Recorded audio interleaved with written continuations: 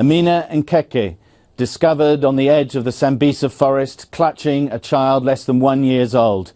She hadn't been seen for 2 years, not since she was abducted along with 276 other young women from the Chibok primary and secondary schools by Boko Haram. Now, this organisation has kidnapped at least 2,500 women and men and young children over the last few years.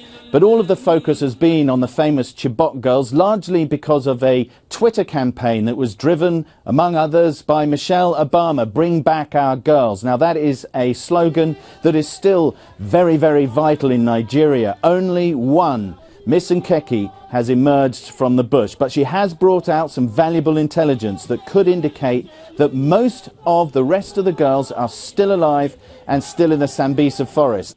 Now, this area itself is a vast national park on the borders of Cameroon and Chad.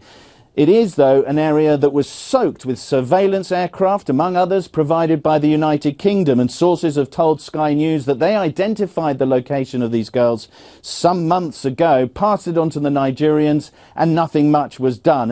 And it's precisely that sort of issue that's caused such heat within Nigeria. A lot of anger directed against then President Goodluck Jonathan for, in the views of the families of the abducted girls from Chibok, that he had simply not done enough to find their loved ones. Nonetheless, the escape of this young woman has been a cause for great optimism among not only people associated with the Chibok girls, but for the other wider victims of the whole Boko Haram campaign. There have been a relentless suicide bombing campaign. It is believed partly driven by the use of kidnapped young women and school-aged children being used as walking, talking bombs. These have struck right across Nigeria and lately also in Cameroon.